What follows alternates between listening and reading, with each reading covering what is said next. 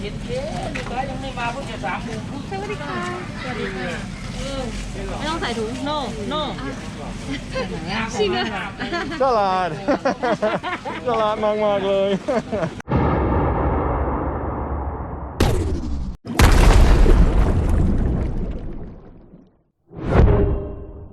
Hey folks, and welcome to a beautiful day here in Bang Sen. I'm actually just coming back from the Sunday morning market over in Ang Sila. Really nice morning market on Sundays there. Maybe we'll have to go through there sometime. But today's episode is something a little bit different. About, 3 or 4 weeks ago, I noticed a new tenant moved into my building. And subsequent to that, I got to meet her. And turns out she's a lovely lady from Australia. Who had just moved here to teach English, and ironically, I guess she kind of got here right when everything was closing. Due to the situation that's going on, everything's been closed, and that includes the schools. So I thought it would be kind of interesting to spend some time with her and get her perspective on a couple things. I get a lot of questions from people who are thinking about moving to Thailand, retiring to Thailand, coming here to teach English, whatever. And although I have a perspective, it's always good to get a fresh perspective from fresh eyes and from somebody different. So that's what we're going to do today. So meet Joe. After getting to know Joe a little bit better, I discovered that although our backgrounds are quite a bit different, we have a surprising amount of life experience in common.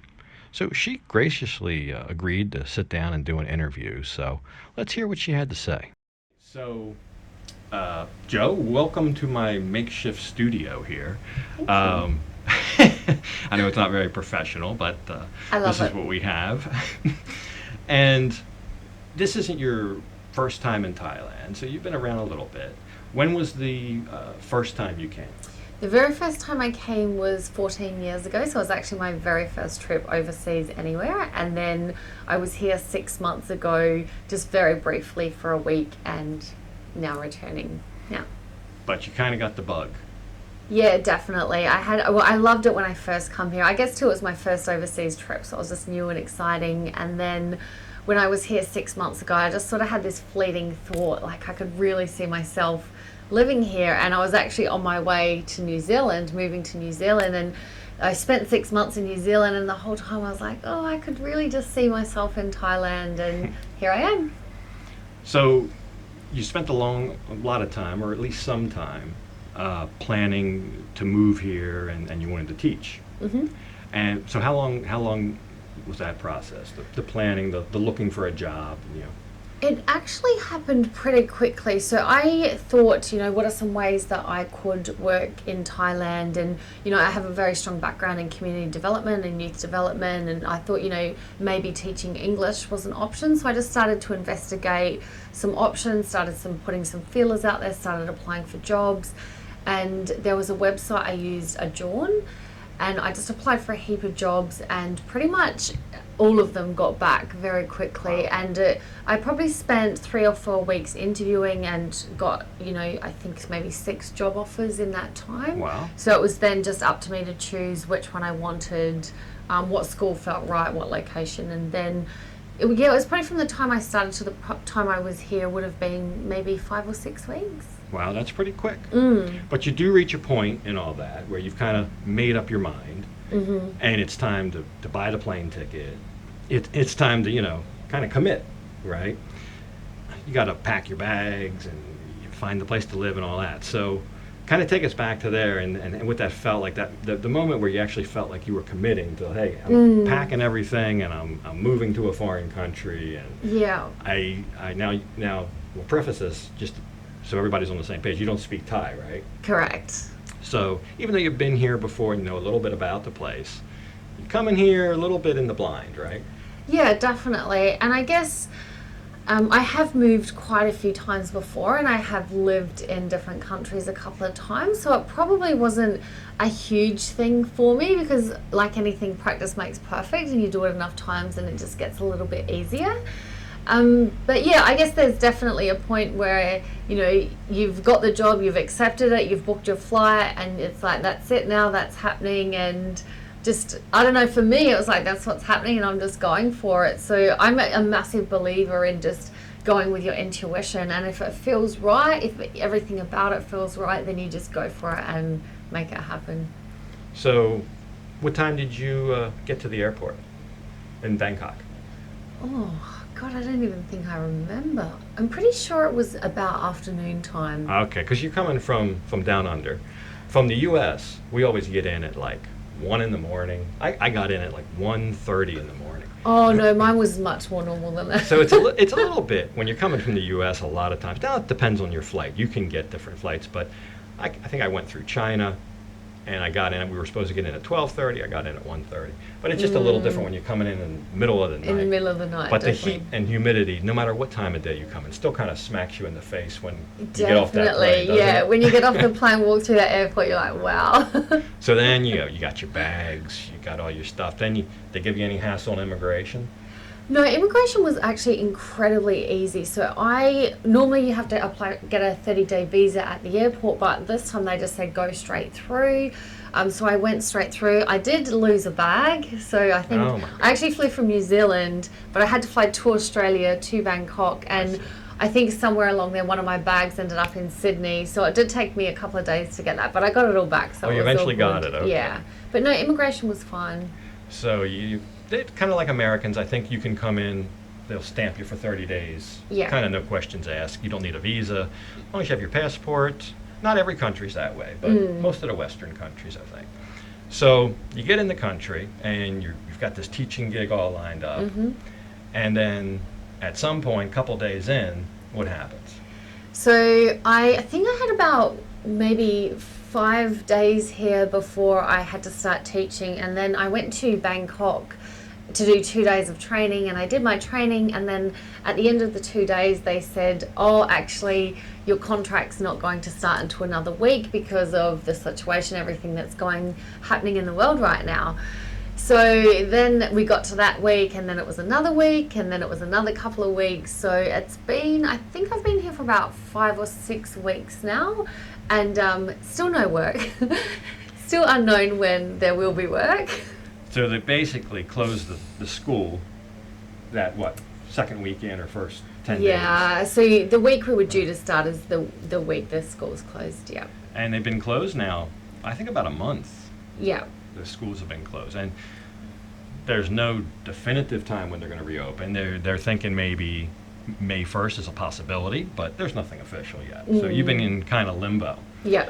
So one thing that I always tell people is they ask, oh, what's it like moving to Thailand? And what do you need? I think the number one kind of quality or trait is to be flexible. Yeah. And it depends, the amount of flexibility that you have may dictate your success. So I've only known you a short time, but I think you're pretty flexible. I think you're a pretty flexible person. So you've kind of tried to make some lemonade out of lemons here?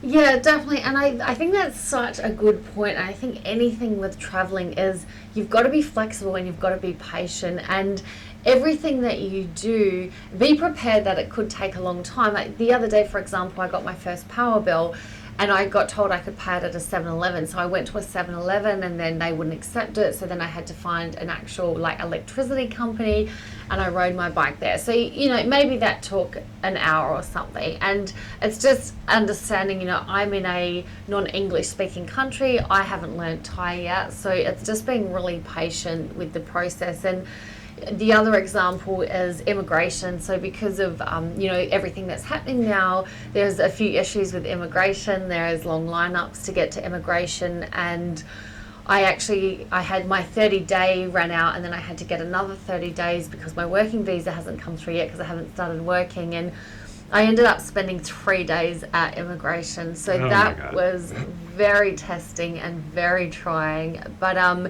I think it was at the end of the second day, and I ended up really upset because I was just getting nowhere, and queuing all day, sitting in this shed where it's like 36 degrees or something. And then I just told myself, I just go with the flow, like this is what's happening, this is the situation that is out of my control. What can I control? And that's how I feel and how I respond. And you've just got to accept those little things sometimes. And things don't always happen here at the speed that we may expect them to happen in our home countries. The Thais have a saying, and it's more of a saying. It's more of the mentality, I should say, and that's Jai Yen. Jai Yen means cool heart, as opposed to Jai Lon. Jai Lon means hot heart. And a lot of us in the West are kind of more Jai Lon. We're more hot-hearted. We want everything now. Yeah. We want everything today. We want everything yesterday. And a lot of times we get it.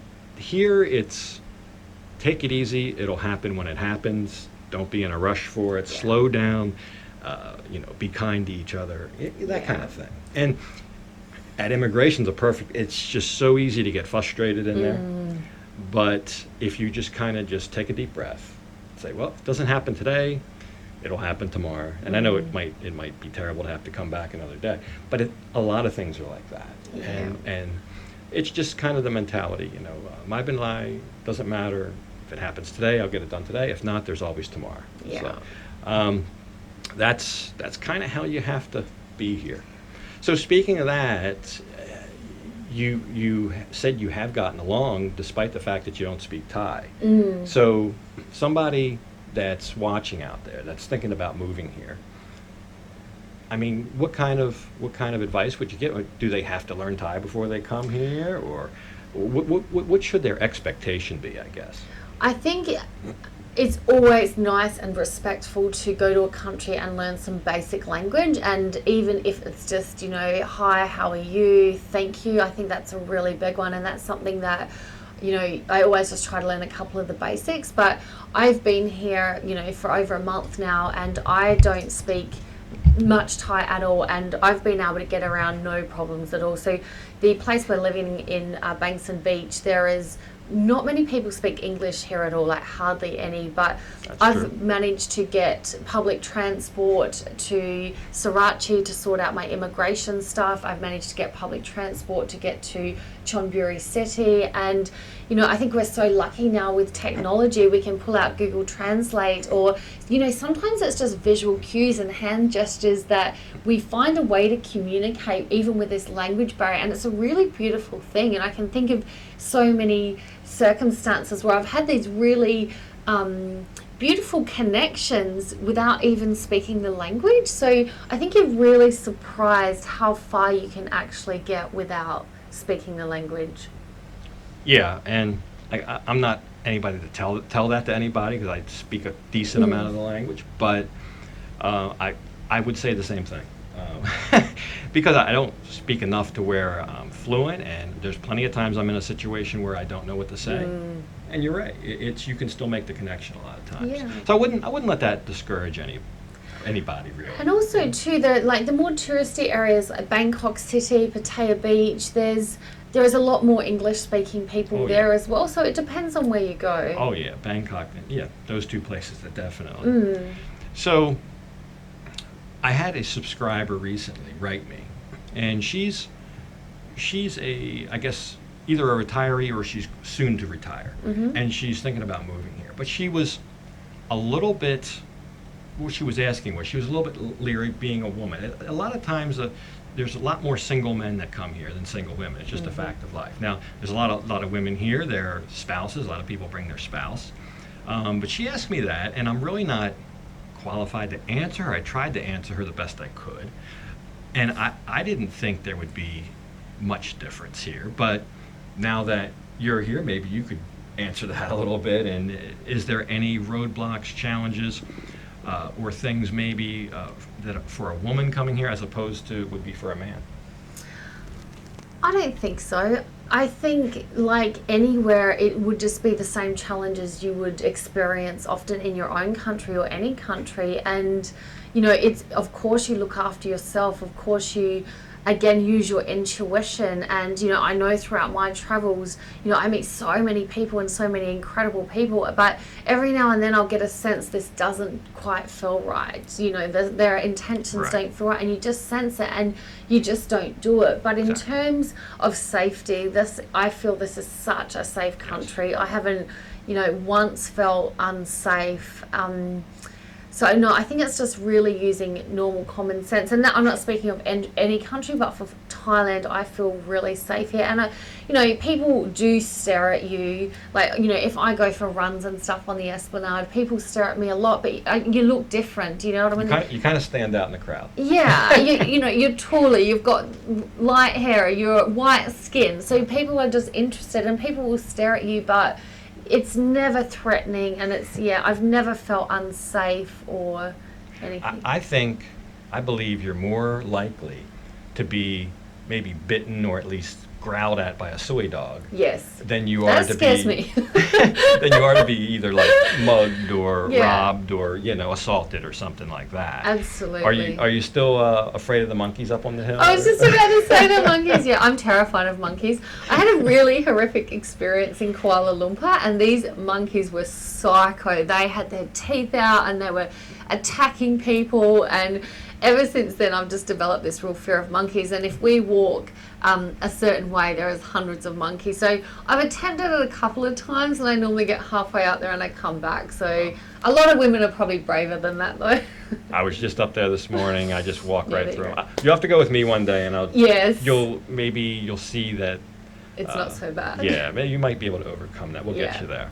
Thank you. So, now that you've been here over a month, Mm-hmm.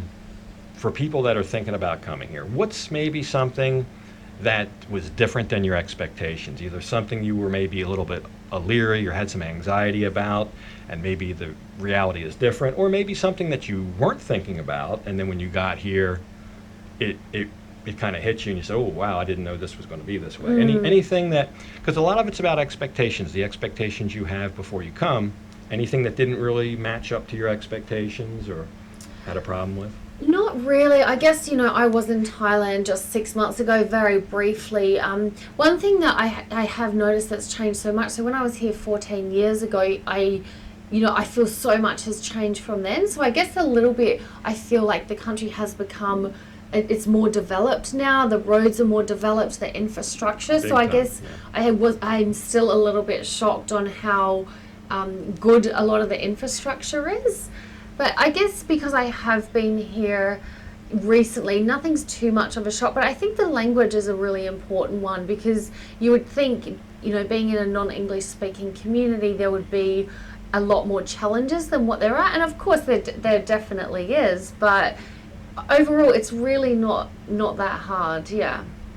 Well, I guess the last thing, and I learned this when I got here, and you know, hindsight's 20/20. So there's a couple things I wished I would have brought with me. There's things I brought with me that I wish I hadn't brought with me. Mostly clothes. I didn't need I bought clothes here, but things I wish I would have brought that I didn't bring are one. I should have brought like a whole suitcase full of deodorant. The deodorant here is not what I'm used to, and if you can find it, it's expensive, and peanut butter is expensive. I'd have bought some Peter Pan peanut butter, a big tub of that I can get for like $5 at Costco back home. Here you can't get it at all, and even a small little jar of Jif is like $6. And the other thing is I would have brought some more shoes, wide. I wear a wide size. Now, if you don't wear wides, they have every kind of shoe here, Nike, Adidas, whatever, you know. I wear Reeboks usually or New Balance, but they don't have wides here. I can't find wides. So they're the things that I wish I kind of would have brought, hindsight being 20/20. That might help somebody. What are maybe something or some things that you wish you would have brought that you didn't bring? Well, the good thing for me is with the shoes, I've actually got a really narrow foot, and I find it hard getting shoes in Australia because they're all so wide. So that's actually the reverse for me. I'm really lucky in that area. A couple of things I do wish I bought is, one is my essential oils, because I like to use those for cleaning and stuff, and I found it really hard to get products like that here. But in saying that, there is a lot of stuff that's still shut. The other big one for women is, and I actually knew this before I came, but is tampons. So I would definitely bring a suitcase full of that if you can, because they're very hard to get, and when you get them, they're very expensive. And the other thing I've really noticed is if any health food stuff, so if you're like me and, you know, love your coconut oil and cacao and your seeds and that sort of stuff, I have found that hard to get, and when I get it, it's really expensive. So say, for example, coconut oil, that's, you know, it's about double the price of what I would pay at home. And a lot of the a lot of the other stuff I haven't been able to find at all. So I'm sure in time I will find these things, but any of your favorite stuff like that, yeah, I would definitely bring along. I just had a thought as you were saying that about the health food. And it's ironic. The health food's expensive, you're right. And so is the junk food. So on both sides of the food spectrum, I mean, like a bag of Doritos where you can find them in a supermarket or something is like $6, or a bag of Cheetos.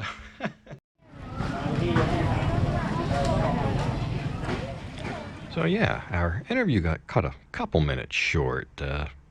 A technical glitch on that was my fault with recording, but I think it was a pretty good interview, and I don't think it's the last we've seen of Jo. She's got a lot of things that she's working on, not the least of which is a holistic empowerment coaching website she's launching, and she's going to do yoga, maybe some yoga videos at the beach, and we'll have to get involved in some of that and maybe kind of follow her along on her journey and check in with her periodically and see how she's doing.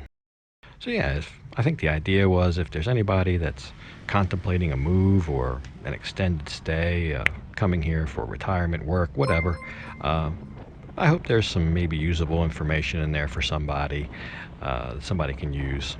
But anyway, I guess we'll just wrap this up and leave this one off here. I hope you enjoyed the little interview. And as usual, I'll thank you for watching. And until next time, bye for now.